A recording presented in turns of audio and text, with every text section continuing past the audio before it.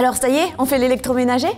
Oui, mais attention, pour être en conformité avec la législation de ton assurance, tu dois faire appel à un professionnel habilité pour le branchement du four et de la plaque de cuisson.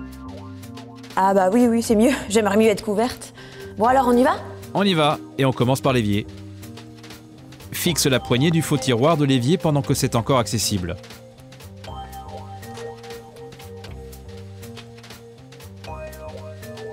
Enduis copieusement la découpe avec la colle hydrofuge fournie dans le colis quincaillerie pour boucher les pores et étanchéifier les champs. Laisse un peu sécher le temps de procéder au montage des bondes, du trop-plein et du mitigeur. Ensuite, dépose un filet de silicone translucide en périphérie de la découpe et positionne l'évier.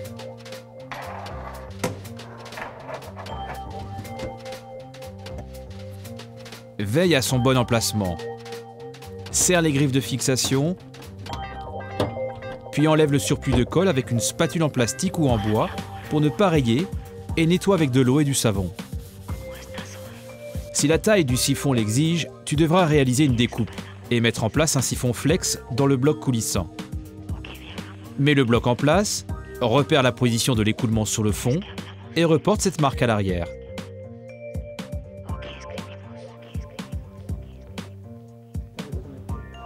Consulte la notice pour trouver les cotes de ta découpe. Ici, nous prenons un rayon de 100 pour un diamètre de 200, soit 100 à reporter de part et d'autre de ton repère.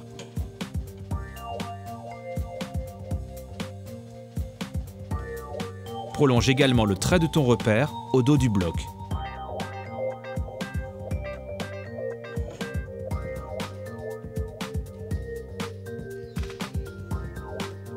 Dans notre cas, le P4 à 160 mm correspond à l'emplacement de la pointe de ton compas pour tracer l'arrondi.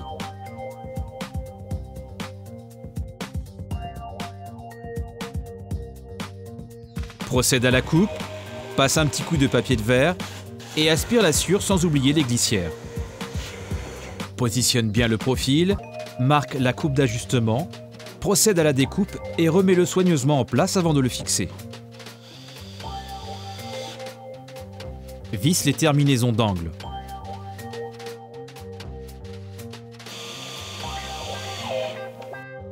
Vérifie le bon fonctionnement du bloc coulissant.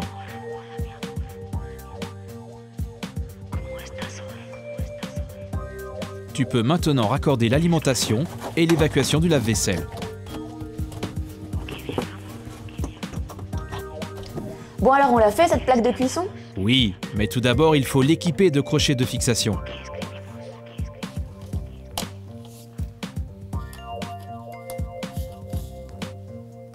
Enduis la découpe du plan de travail avec la colle hydrofuge, laisse sécher et positionne la plaque en appliquant de petites pressions à l'emplacement des crochets autobloquants. Ah bah c'était facile de monter cette plaque. C'est parce que tu as choisi une plaque électrique.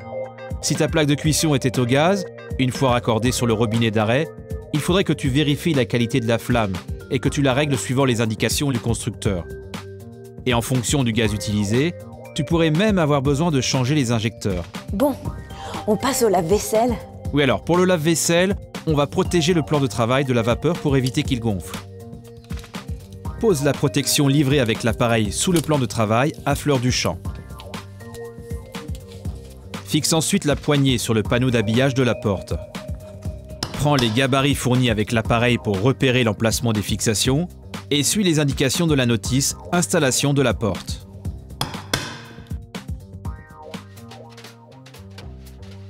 Attention à bien monter la porte d'habillage en respectant l'alignement avec les portes adjacentes. Ah, c'est bon d'avoir quelqu'un sur qui compter pour la vaisselle. Cesse de rêver, nous n'avons pas fini, on passe au four. Suis bien les recommandations du constructeur. Mets le câble électrique en place à l'arrière, place le four et fixe-le avec les vis livrées dans la notice d'installation.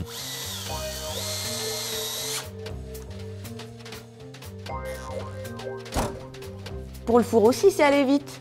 Il nous reste le réfrigérateur. Commence par monter les portes de son placard.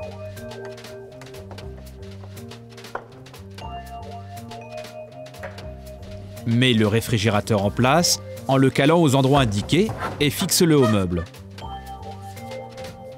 Utilise les pièces livrées avec l'appareil pour assembler la porte de l'armoire à celle du réfrigérateur. Place les glissières en retrait de 2 cm du bord de la porte. Les modes de fixation peuvent varier suivant les constructeurs.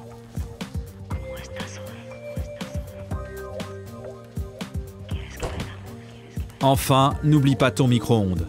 Il a sa place réservée dans le placard adjacent.